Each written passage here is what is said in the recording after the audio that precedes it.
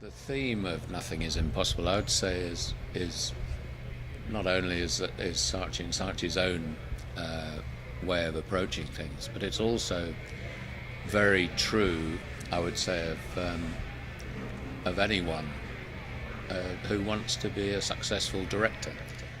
I mean, that attitude of mine just has to be, the prevailing way of thinking about things. And it's timeless, really, in filmmaking. The idea that that's nothing going to stop you creating something. The opening theatrical event is very much a manifestation of the idea of nothing is impossible. It involves the impossible, frankly. Made possible. Made possible, yes. This year we ran a competition with Anaboom.com, which is a massive online animation studio. Basically, they have thousands of animators that are part of this creative community, Sesame Street. So we gave them the brief, Nothing is Impossible, hoping to find a filmmaker who was in their 20s, as close to 20 as possible, but in their 20s. And it's one of the largest... we only ran it for 4 weeks, and most of these competitions run for, let's say, from 8 to 12 weeks. It's kind of linked to the showcase, but it's not really an integral part of it. No. It's we've found one a filmmaker through Anaboom to celebrate on the day, but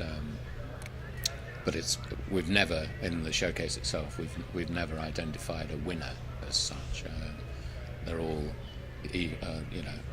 equals. After the NDS reels played, then we'll show the winner from Anaboom, and then the prize is they'll do a project with one of our offices somewhere in the world. So now our offices get to compete for who gets the winner. We're going to make them it's a rolling competition. Eggs on their noses to do it or something. Nothing is impossible.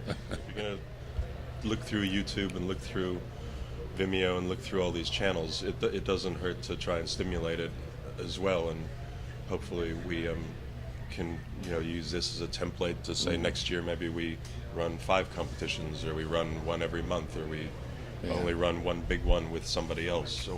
But Anaboom's been really successful. It's been great for their business, and we're gonna get a new director that we helped find. The engagement with Anaboom and the other Vimeos and YouTube, etc., is simply a reflection of how the showcase has evolved in the 20 years, and it's had to evolve, basically. I mean, when we first started in 1991 with the first showcase, it was a simple case of finding commercials from production companies around the world with their newest directors, which, in those golden days, but sounds so simple actually. But now it's a much bigger ocean to go fishing in, really, and to find the new talent, which in one sense is clearly a great thing.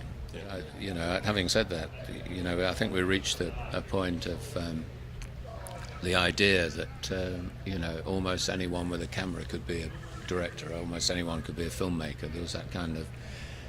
There was that unbelievable democracy about it. But I sense now that there is an evolution in that we're now seeing a much more critical approach to filmmaking, and it's not enough to simply have a camera and load it up to YouTube. I mean, I think it's people are developing craft skills. The bar is set, and the level of self-criticism has risen with the bar, I think.